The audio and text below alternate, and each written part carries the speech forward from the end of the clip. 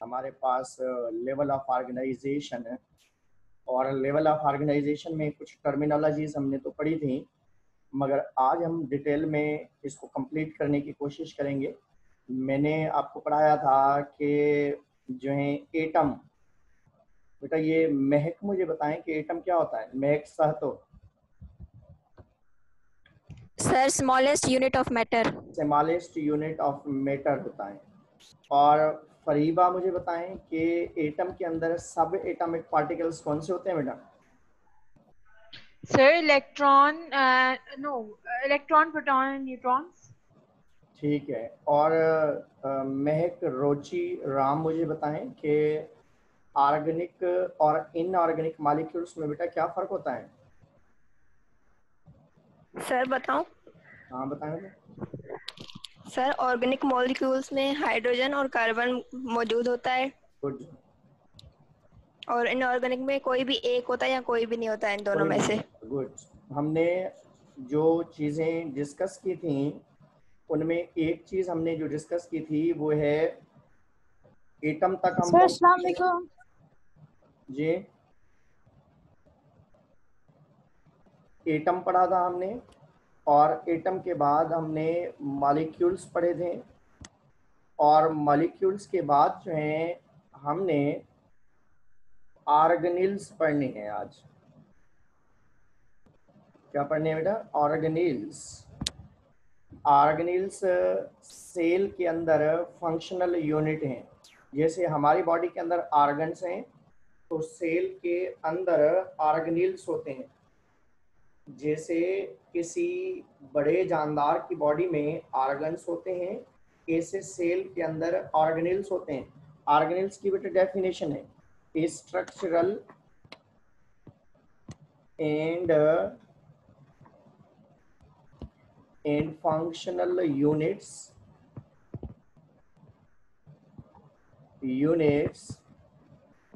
present inside the cell। Cell के अंदर जो स्ट्रक्चर्स और जो फंक्शन परफॉर्म करने वाली चीजें हैं उनको हम नाम देते हैं कि वो ऑर्गेनिल्स हैं। इनसाइड द सेल, सेल के अंदर स्ट्रक्चरल और फंक्शनल यूनिट्स पाए जाते हैं। जैसे हम ऑर्गेनिज्म है बड़े, तो हमारे पास आईज पाई जाती हैं, नोज पाया जाता है, किडनी पाई जाती है, लिवर पाई जाती हैं। तो ये तमाम ऑर्गन्स हमारी बॉडी के अंदर पाए जाते हैं। ऐसे ही सेल के अंदर डिफरेंट ऑर्गेनल्स पाए जाते हैं। जैसे हम आगे चल के एक ऑर्गन पढ़ेंगे, ऑर्गेनल पढ़ेंगे माइटोकॉन्ड्रिया, और दूसरा पढ़ेंगे हम तक गोल्जी बॉडीज, और फिर उसके बाद लाइजोसोम्स एक्सेट्रा। तो ये तमाम स्ट्रक्चर्स किस चीज की बनी होती हैं? ऑर्गेनल्स बेटा किस चीज के बने हुए होते हैं? ऑर्गेनल्स जो हैं ऑलवेज बताएं। ऑर्गेनल्स जो हैं किस चीज के बने हुए सर होते हैं? सेल के बने हुए होते हैं। सेल सेल के बने हुए। सर सेल के अंदर पाए जाते हैं बेटा ये ऑर्गेनल्स। मॉलिक्यूल से बने हुए हैं। बने होते हैं सर मॉलिक्यूल्स मॉलिक्यूल्स के बने होते हैं। माइक्रो और मैक्रो मॉलिक्यूल्स के बने होते हैं। तमाम मॉलिक्यूल्स जो माइक्रो या मैक्रो मॉलिक्यूल्स हम पढ़ रहे होते हैं उनके ये स्ट्रक्चर्स बने हुए होते हैं। तो बायोमॉलिक्यूल्स जो हैं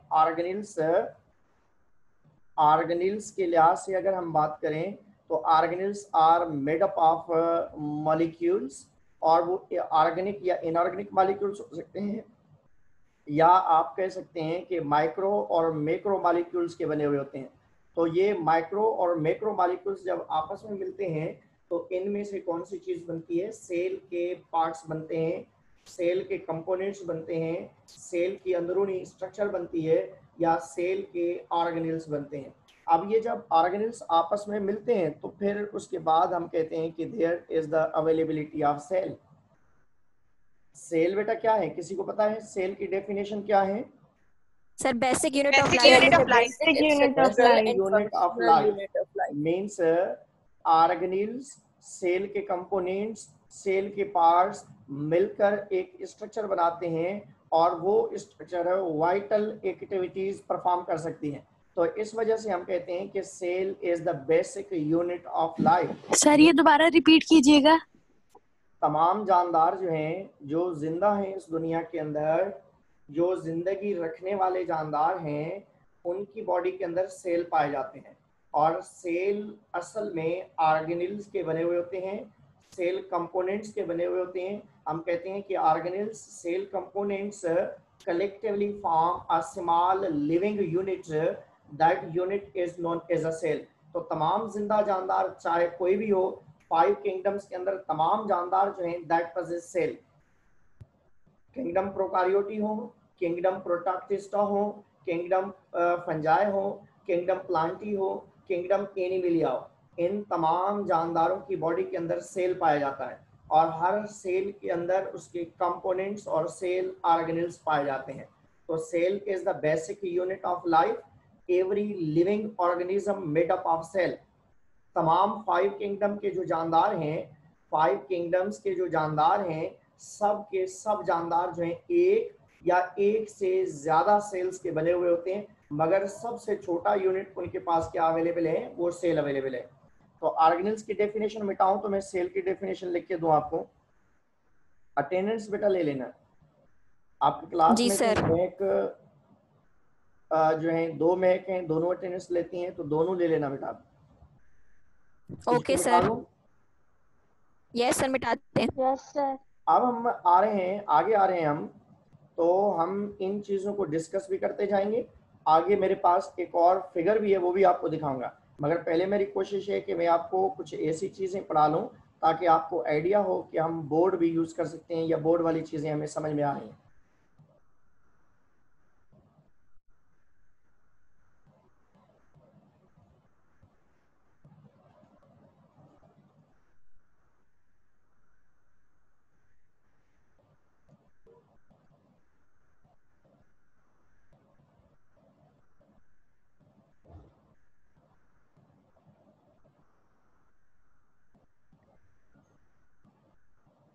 तो मैंने इसके ऊपर ही लिख दिया है, चलें मैं इसको लिख देता हूँ।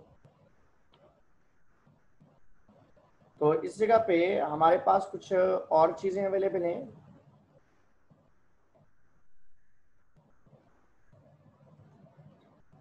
तो बेटा इस जगह पे देखें कि हमने एक चीज उस जगह पे लिख के आए हैं, हम सेल लिख के आए हैं। सेल, सेल क्या है असल में? This is the basic structural and functional unit of life है। स्ट्रक्चरल और फंक्शनल यूनिट ऑफ लाइफ है, मीन्स तमाम जिंदा चीजें सेल की बनी हुई हैं। बेटा सेल पहली मर्तबा किसने ऑब्जर्व किया था? Who discovered first time cell? Robert Hooke. Robert Hooke. Robert Hooke. Good.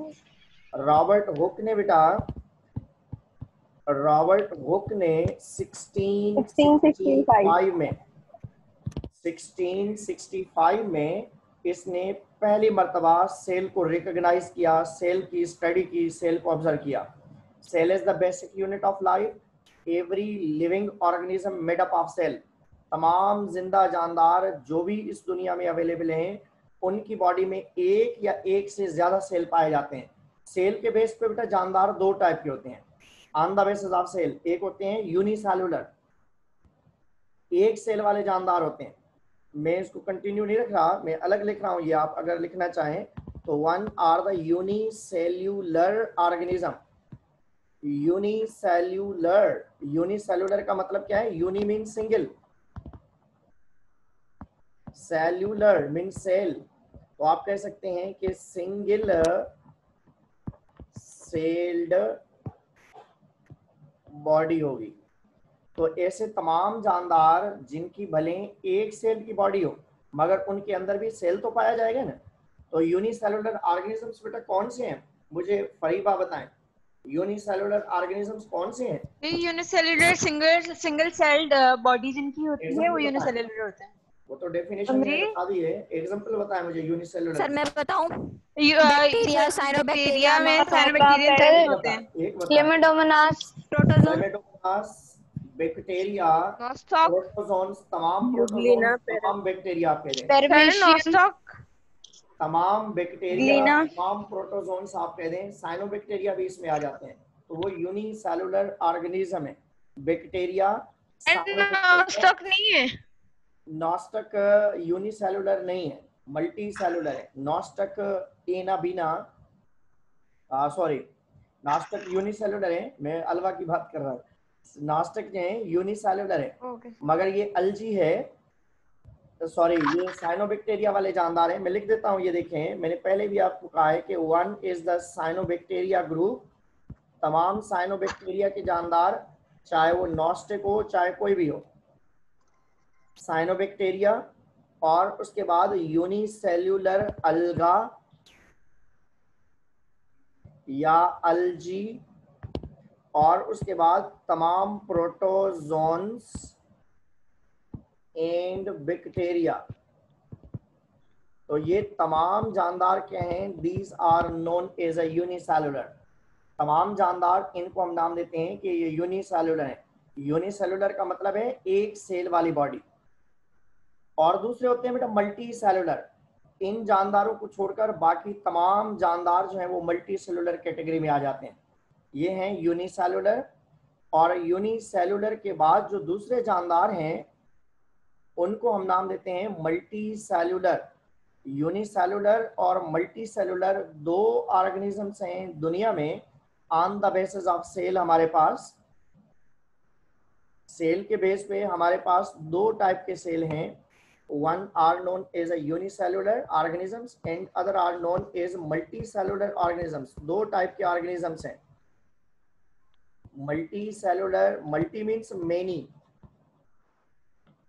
तो आप कह सकते हैं कि many celled body है इसकी, many celled body है।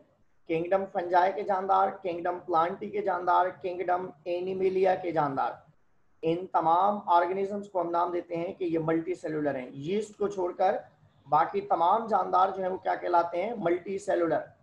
फंजाई वाले जानदार, प्लांटी वाले जानदार एनिमेलिया और एनिमेलिया वाले जानदार, इन तमाम ऑर्गेनिजम्स को हम नाम देते हैं कि ये मल्टी सेलुलर हैं। तो एक जानदार हो गए यूनिसेलुलर, दूसरे हो गए मल्टी सेलुलर। हम यूनिसेलुलर तक पहुंच चुके हैं। तमाम यूनिसेलुलर जो जानदार होंगे, इनमें यूनिसेलुलर हो चाहे मल्टी सेलुलर हो, उनके सेल के अंदर सब एटॉमिक पार्टिकल्स भी होंगे, एटम भी होंगे, मॉलिक्यूल्स भी होंगे, ऑर्गेनेल्स और उसके कंपोनेंट्स भी होंगे, और उसके बाद सेल की फॉर्मेशन भी बनेगी। मिसल पूछें, मिसल फातिमा। सर, यीस्ट अभी आपने कहा कि मल्टी सेलुलर नहीं है, यूनिसेलुलर है, तो उसको हम ऊपर बैक्टीरिया, साइनोबैक्टीरिया इनके साथ एग्जांपल्स में लिख सकते हैं ना? बेटा यूकारियोट्स नहीं है। ये कहा जाता है कि इसको यूनिसेलुलर में नहीं लिख सकते, प्रोटोप्टेस्टा, क्योंकि ये यूनिसेलुलर यूकारियोट्स हैं तो इनको किंगडम प्रोटोप्टेस्टा के साथ रखा जाए, मगर ये प्लेस नहीं किसके साथ? यीस्ट में, इसके साथ, किंगडम फंजाई के साथ प्लेस नहीं। ओके। तो अब हम आते हैं यूनिसेलुलर मल्टी सेलुलर के बाद।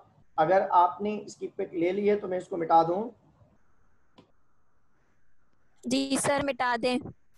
हम आ रहे हैं अब सेल से आगे, क्योंकि पहले हमने पढ़ा सेल। सेल मिलकर बनाते हैं बेटा टिश्यू, टिश्यू जिसको आप कह सकते हैं। सेल मिलकर बनाते हैं टिश्यूज, तो आप कह सकते हैं group of similar sales that form structure and perform particular function। तो टिश्यू हम किस चीज को कह रहे हैं? कि सेल्स का एक ऐसा मजमा जो स्ट्रक्चर भी बनाए और उसका कोई फंक्शन भी हो, मगर this is concerned with a group of similar cells. Tissues are the combination of similar cells, एक जैसे सेल आपस में मिलकर अगर कोई काम कर रहे हैं, कोई स्ट्रक्चर बना रहे हैं, कोई फंक्शन बना रहे हैं, कोई कर रहे हैं, तो ऐसी कंडीशन या स्ट्रक्चर को हम नाम देते हैं कि ये टिश्यू है। हमारे पास बहुत सारे टिश्यूज अवेलेबल हैं। किसी को आते हैं बेटा कौन से हमारे पास टिश्यूज हैं? सर हमारे पास एक बोले नर्वस टिश्यूज है, connective tissues, muscle tissues, xylem tissues, Good. Connective muscle tissues, tissues, xylem tissues, एक बोले आप में से, सब नहीं बोले। एपिडर्मल हमारे सर नर्वस टिश्यूज, ठीक है, गुड, मसल टिश्यूज, एपिडर्मिक। ठीक है बेटा। अब आप सुन लें, one are the epidermal tissues, Connective skin tissue. पे पाए जाते हैं, और दूसरे होते हैं कनेक्टिव टिश्यूज, वो सॉफ्ट भी हो सकते हैं, हार्ड भी हो सकते हैं। कनेक्टिव टिश्यूज में बोन्स, और हार्ड टिश्यूज में बोन्स, और सॉफ्ट में आपकी मसल्स आ जाती हैं। और उसके बाद आ जाते हैं नर्वस टिश्यूज, जो न्यूरॉन्स हैं हमारे वो हैं। और दूसरे जो हमारे पास आ जाते हैं बेटा मस्कुलर टिश्यूज आ जाते हैं, जो मसल्स हैं हमारी। और कुछ और टिश्यूज भी हमारी बॉडी के अंदर पाए जाते हैं, जो हमारी बॉडी पार्ट को, हमारे स्ट्रक्चर्स को डेवलप करते हैं। तो आप इस जगह पे सिर्फ ये समझें कि एक ही जैसे सेल्स वो मिलकर अगर कोई चीज बनाए, तो ऐसी चीज को आप नाम देंगे कि वो टिश्यू है। मगर टिश्यूज मिलकर क्या बनाएंगे? आर्गन बनाएंगे बेटा। बेटा टिश्यू और आर्गन में फर्क है। मैं डेफिनेशन लिख दूं, group of various tissues, group of various tissues that form a structure and perform particular function। तो आर्गन एक ऐसी स्ट्रक्चर है जो मल्टीपल टिश्यूज से, मैनी टिश्यूज से, डिफरेंट टिश्यूज से मिलकर एक स्ट्रक्चर बनती है। तो बच्चे ज्यादातर परेशान हो रहे होते हैं कि टिश्यूज जो हैं सिमिलर सेल्स के बने होते हैं, और आर्गन जो हैं डिफरेंट टिश्यूज के बने होते हैं। फॉर एग्जांपल आई, आंख, आई जो हमारे पास है, आंख जो हमारे पास है, ये एक आर्गन है। फॉर एग्जाम्पल आई एक हमारे पास आर्गन है। तो आर्गन तो हमें एक स्ट्रक्चर जरूर नजर आ रही है, मगर इसके अंदर आपको ब्लड टिश्यूज भी मिलेंगे, आपको नर्वस टिश्यूज भी मिलेंगे, आपको मसल्स टिश्यूज भी मिलेंगे, तमाम डिफरेंट टाइप के टिश्यूज मिलते हैं। तो बच्चे ज्यादातर इस जगह पे परेशान होते हैं, ये कहते हैं कि group of similar tissues that form a structure, मगर वो गलत होता है, क्योंकि वेरियस टिश्यूज मिलकर आपका कोई आर्गन बनता है। आपकी चाहे टंग हो, चाहे आपकी हार्ट हो, चाहे आपका लिवर हो, चाहे आपकी किडनी हो, उसके अंदर ब्लड भी अवेलेबल है, मसल्स भी अवेलेबल हैं, न्यूरॉन्स भी अवेलेबल हैं, तमाम आपके टिश्यूज बॉडी के अवेलेबल हैं वहां पे। तो इस वजह से हम कहते हैं कि organ is a group of various tissues, cells का, टिश्यूज का, वेरियस टिश्यूज का एक ग्रुप बने, एक बंच बने, मगर उन सब का मकसद एक ही हो, कोई एक काम करने के लिए। तो इस वजह से उसको हम नाम देते हैं कि वो एक आर्गन बन रहा है। Eye is the organ, kidney is the organ, liver is the organ, heart is the organ. ये तमाम एक एक स्ट्रक्चर को आप नाम दे सकते हैं कि ये आर्गन है। अब ये बेटा आर्गन जब आपस में मिलते हैं तो उनमें से बनता है आर्गन सिस्टम।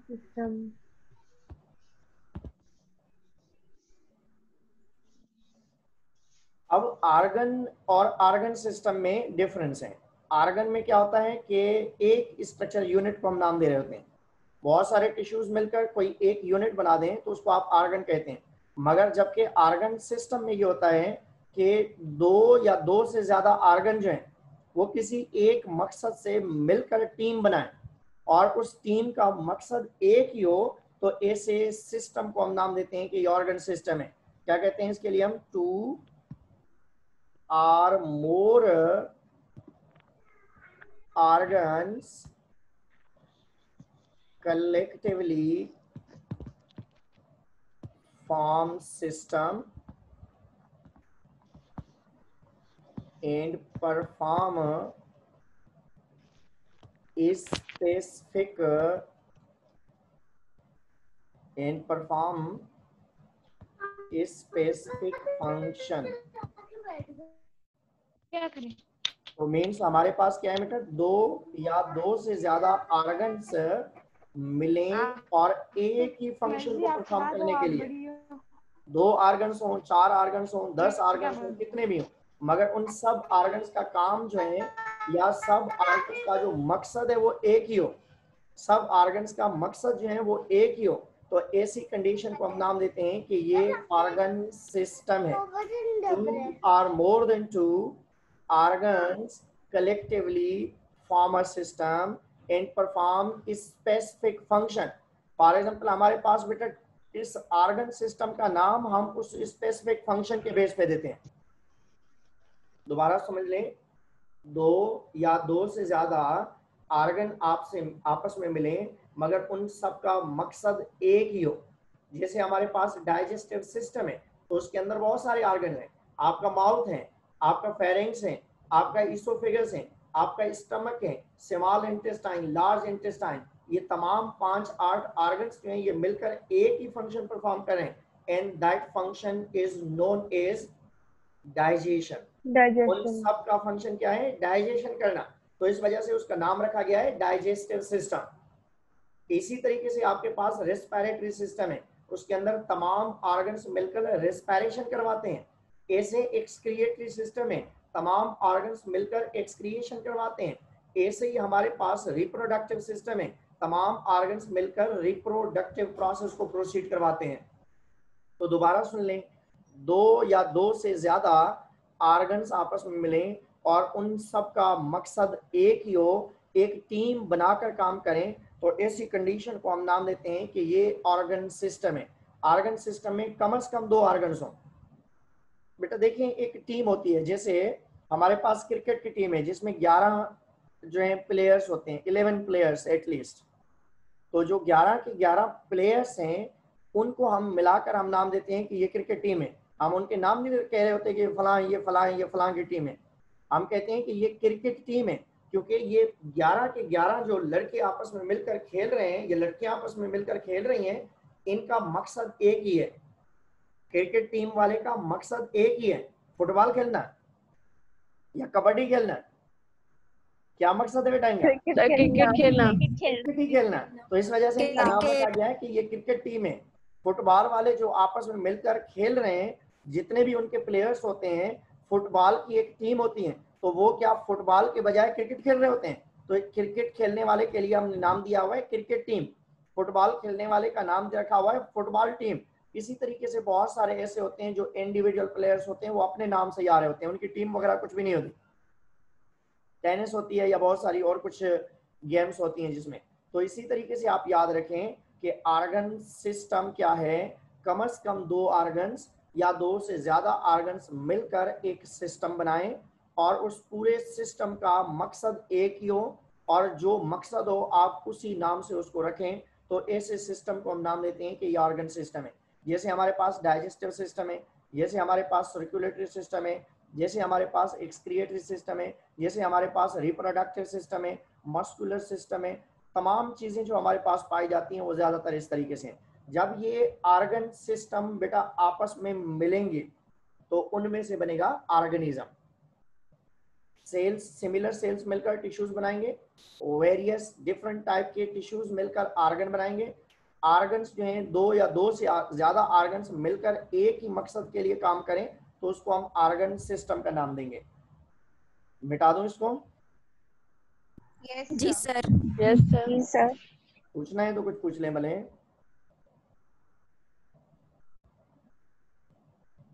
अब हम आते हैं इस तरफ, हम आते हैं तो कुछ और चीजें हमारे पास अवेलेबल हैं जिनको हमें डिस्कस करना है।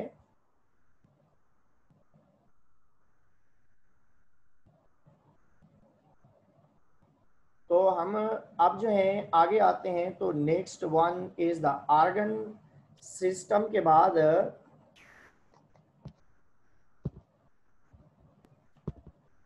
एक टर्म हम यूज करते हैं that's known as organism. Organism बेटा किस चीज को कहा जाता है? A complete living body is known as organism. एक मुकम्मल जिंदा जानदार। बेटा कंप्लीट लिविंग बॉडी कौन सी हो सकती है आपके मुताबिक?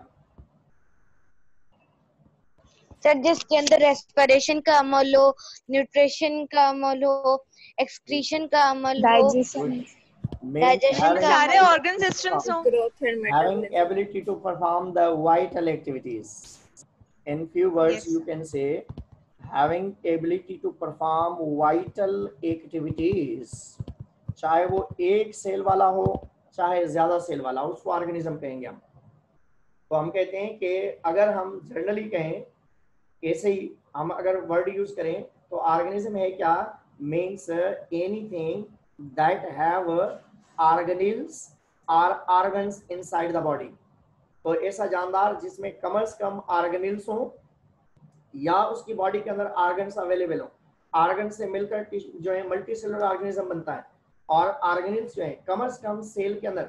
मगर किसी जगह पे आप कह सकते हैं कि complete living body means having ability to perform the vital activities, means वो इंडिविजुअली भले एक सेल हो ज्यादा हो और वो रेस्पिरेशन खुद कर सकें, एक्सक्रिएशन कर सकें, न्यूट्रिशन कर सकें, और उसके बाद जो है रिप्रोडक्शन कर सकें और ग्रोथ और मेटाबॉलिक एक्टिविटीज कर सकें। तो उस जानदार को आप नाम दे सकते हैं कि ऑर्गेनिज्म है।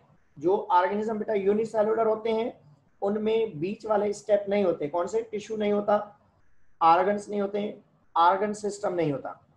जो यूनिसेलुलर हैं उनमें हम नाम देते हैं सेल, फिर डायरेक्टली उसमें हम नाम देते हैं कि वो ऑर्गेनिज्म है। जबकि मल्टी सेलुलर जो ऑर्गेनिज्म है उनमें ऑर्गन, सेल के बाद टिश्यूज, फिर टिश्यूज के बाद ऑर्गन, फिर उसके बाद ऑर्गन सिस्टम, और फिर उसके बाद जो है ऑर्गेनिज्म की हम बात करते हैं। फरीबा पूछे बेटा। सर फिर वायरसेस जो होते हैं वो जी? तो नॉन सेल्यूलर होते हैं। वायरसेस जो होते हैं वो तो नॉन सेल्यूलर होते हैं ना? वो नॉन तो सेलुलर उनके नहीं होते, अंदर यूनिसेलुलर होते हैं। नॉन सेलुलर जो है असेलुलर ऑर्गेनिजम्स जो होते हैं वो हमारे पास वायरसेस हैं, ये नॉन सेलुलर नहीं सर मैं होते। वायरसेस का ही कह रही हूँ। वायरस जो जानदार है वो तो जानदार ही नहीं है, वैसे वो जानदार ही अच्छा। नहीं है, मगर वो हमें नुकसान दे रहे हैं। ऐसे केमिकल पॉइजनस मटेरियल हैं, तो इस वजह से हम उनके लिए वर्ड यूज कर रहे हैं कि वो ऑर्गेनिज्म है।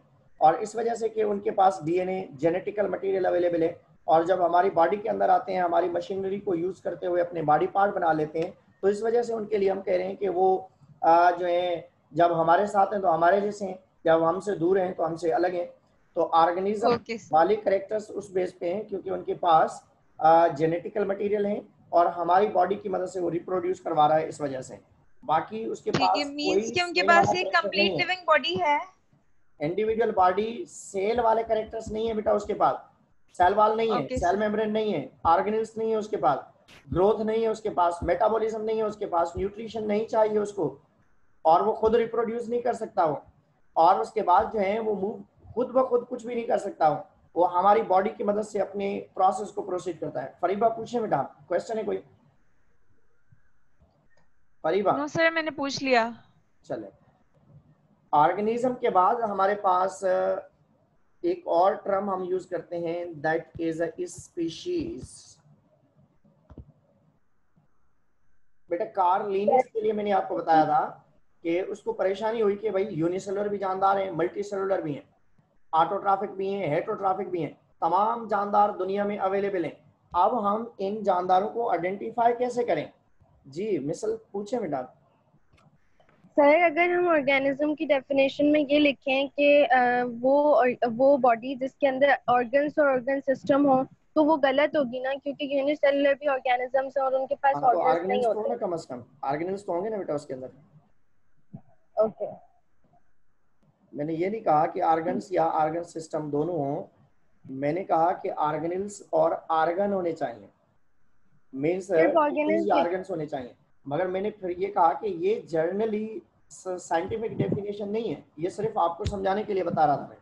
साइंटिफिक डेफिनेशन क्या है? अ कंप्लीट लिविंग बॉडी, एक मुकम्मल जिंदा जानदार, भले उसके अंदर कोई भी चीज हो या नहीं हो, मगर वो क्या परफॉर्म करें? रेस्पिरेशन खुद करें, एक्सक्रिएशन खुद करें, डाइट न्यूट्रिशन खुद करें, ग्रोथ करें, मेटाबॉलिज्म करें, तो ऐसे जानदार को आप ऑर्गेनिज्म। मगर इनमें से कोई भी चीज वायरस के अंदर अवेलेबल नहीं है। सिर्फ उसके अंदर एक प्रोसेस है, वो है रिप्रोडक्शन का, वो भी किसी और की मदद से करवाता है, खुद नहीं करता। क्लियर? Yes sir. yes, को टेंशन हुआ, परेशानी हुई उसको कि भाई जानदार इस दुनिया में जिधर देखता हूँ हर तरफ मुझे जानदार नजर आते हैं, हर तरफ जानदार नजर आते हैं, हर तरफ लिविंग ऑर्गेनिजम्स नजर आते हैं, मगर इन लिविंग ऑर्गेनिजम्स को पहचाने कैसे? हर बंदा जो है अपना अपना नाम दे रहा है उसको। लोकली अगर हम उर्दू में अलग नाम दे रहे हैं तो सिंधी में अलग है, और अरबी में अलग है, पश्तो में अलग है, तो आप पहचाने कैसे, एक दूसरे को कम्युनिकेट कैसे करें? तो कार्ल लिनियस ने कहा कि भाई एक जानदार जो भी है उसका एक नाम हम इंटरनेशनल रख देते हैं, जिसको उसने नाम दिया स्पीशीज का। साइंटिस्ट कार्ल लिनियस ने कहा कि भाई हम जानदारों को पहचानने के लिए हम साइंटिफिक नाम दे देते हैं, जो दुनिया में बंदा किसी भी लैंग्वेज में हो, किसी भी इलाके में हो, किसी भी लोकलिटी में हो, अगर उस लोकल नेम से उसको पता नहीं चल रहा तो बायोलॉजिकल नेम की मदद से वो उसको पहचान ले, या किसी पढ़े लिखे बंदे से वो पूछ ले तो उसको वो चीज वहां पे मिल जाए फॉर द रिसर्च पर्पस या स्टडी पर्पस। तो स्पीशीज हम कहते हैं this is the basic unit of classification. Basic unit of classification का बेसिक यूनिट है। Kingdom is nothing without the species, or you can say the phylum is nothing without the species। तो तमाम जो kingdom, phylum, class, order, family, genus तक है, ये तमाम की तमाम चीजें जो है ये डिपेंड करती हैं स्पीशीज के ऊपर। जैसे आपके पास फॉर एग्जांपल कोई भी बिल्डिंग कुछ भी नहीं है जितने तक आपके पास ईंटें नहीं है। आपके पास ईंटें अवेलेबल हैं तो आप बिल्डिंग बना लेंगे, बिल्डिंग को अरेंज कर लेंगे, सब चीजें होंगी। तो इस वजह से क्लासिफिकेशन के लिए बेसिक यूनिट है स्पीशीज का। अब स्पीशीज का नाम कैसे है या स्पीशीज क्या है? स्पीशीज की बेटा डेफिनेशन है group of individuals that can interbreed. तो जानदार का एक ऐसा मजमा, जानदार का एक ऐसा ग्रुप जो आपस में रिप्रोड्यूस करके बच्चे पैदा कर सके। इंटरब्रीड का मतलब है मेट कर सके, इंटरब्रीड का मतलब है सेक्स कर सके, इंटरब्रीड का मतलब है बच्चे पैदा कर सके, इंटरब्रीड का मतलब है कि वो बेबी प्रोड्यूस करने के काबिल हो। तो जानदारों का एक ऐसा ग्रुप एक स्पीशी कहलाता है। ह्यूमन जो है हम एक स्पीशी हैं, चाहे पाकिस्तानी हो, चाहे अमेरिकन हो, इंडियन हो, अफ्रीकन हो, ऑस्ट्रेलियन हो, वजीर आजम हो, चाहे कोई भी हो, लड़की हो, लड़का हो, अम्मी हो, अबू हो, चाचू, मामू, तमाम जो हम आपस में हैं ये हम एक ही स्पीशी के जानदार हैं। और एक ही स्पीशी के जानदार हैं तो इस वजह से हम कहते हैं कि we are the single species that's known as a homo sapien. Homo sapien is the species of human। Human scientific name क्या है? Homo sapien है। दोबारा सुन लें, चाहे पाकिस्तानी अमेरिकन लड़की से शादी कर लें, चाहे अमेरिकन जो है अफ्रीकन किसी ब्लैक से शादी कर लें, मगर वो रिप्रोड्यूस करके बच्चे पैदा कर सकेगी। क्यों? क्योंकि बच्चे पैदा करने की एबिलिटी है, क्योंकि वो जानदार एक ही ग्रुप के जानदार हैं। कलर भले उनका चेंज है, हाइट या वेट भले उनका कम या ज्यादा है, मगर that are the member of single species. और उसी सेम स्पीशी के जानदार अगर आपस में रिप्रोड्यूस करें, मगर should be male and female, not homosexual, एक जैसे नहीं हो। लड़कियां आपस में या लड़के आपस में सेक्सुअल एक्ट करें तो उसमें कोई जो है बच्चे पैदा नहीं होंगे। मीन्स नॉर्मली हम कहते हैं कि हेट्रोसेक्सुअल कंडीशन हो, मेल और फीमेल की कॉम्बिनेशन हो, तो इस तरीके से बच्चे पैदा किए जा सकते हैं या बच्चे पैदा या डेवलपमेंट हो सकती है। Species is a group of individuals और ऑर्गेनिजम्स दैट कैन रिप्रोड्यूस। तो this is the basic unit of classification. और क्लासिफिकेशन का ये बुनियादी एक छोटा सा यूनिट है जो आप पढ़ रहे हैं या आप समझ रहे हैं। फिर उसके बाद जो है बेटा स्पीशीज के बाद एक टर्म हम यूज करते हैं दैट इज पॉपुलेशन।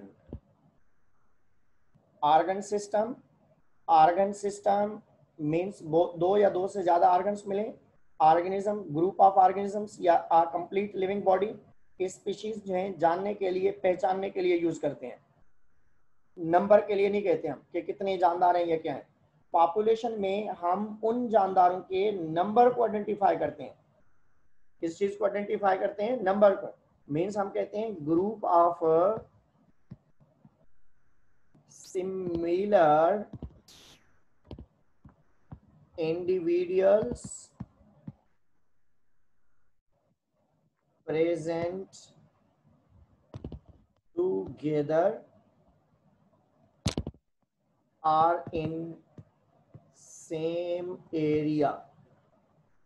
तो species is for identification. Species में आप नंबर की बात नहीं करते। तो पॉपुलेशन में क्या है, आप नंबर ऑफ इंडिविजुअल्स की बात करते हैं कि भाई किसी भी जगह पे कोई जानदार हमें मिल रहे हैं तो आप group of individuals that are present together in same area. तो मीन्स जानदार का मजमा या जानदार, एक जैसे जानदार किसी गिवन एरिया में अवेलेबल हो तो उसके लिए हम वर्ड यूज।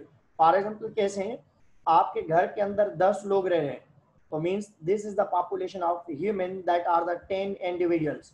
और फिर उसके बाद आप नॉर्मली कहते हैं कि 10 बंदे रह रहे हैं।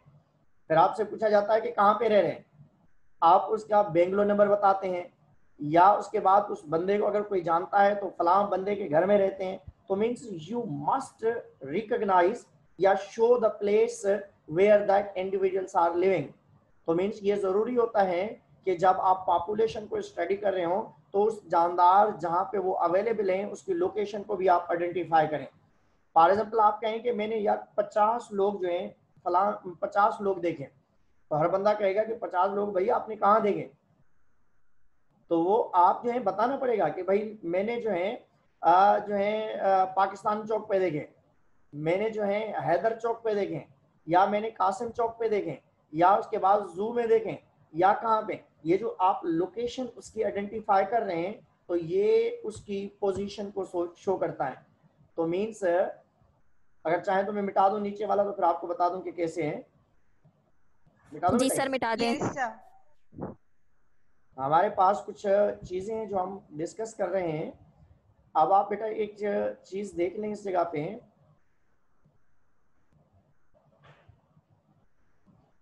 तो हमारे पास कुछ चीजें हैं जो मैं एग्जांपल में दे रहा हूँ। फॉर एग्जांपल आप एक कंटेनर बना लें या रूम बना लें, आप इसके अंदर कहें कि मैंगो प्लांट, या ये आप गार्डन बना लें, मैंगो प्लांट है, इसके 10 प्लांट अवेलेबल हैं, और एप्पल प्लांट है, एप्पल हैं उनके 5 प्लांट्स अवेलेबल हैं, और उसके बाद जो है इसके साथ कुछ और भी बना दें, बनाना है फॉर एग्जांपल उसके 15 जो हैं इंडिविजुअल्स या 15। अगर आपको कहा जाए कि भाई ये पॉपुलेशन बताएं, आप इसकी पॉपुलेशन कितनी है, तो आप कहेंगे कि भाई आप इनमें से किसी एक जानदार का इंतखाब करें, तो फिर आपको पॉपुलेशन बताऊं ना मैं, तो फिर वो कह सकता है कि आप मैंगो प्लांट बताएं, तो आप बताएंगे कि मैंगो प्लांट की जो पॉपुलेशन है वो 10 प्लांट्स हैं। तो आप एप्पल बनाना को स्टडी नहीं करेंगे।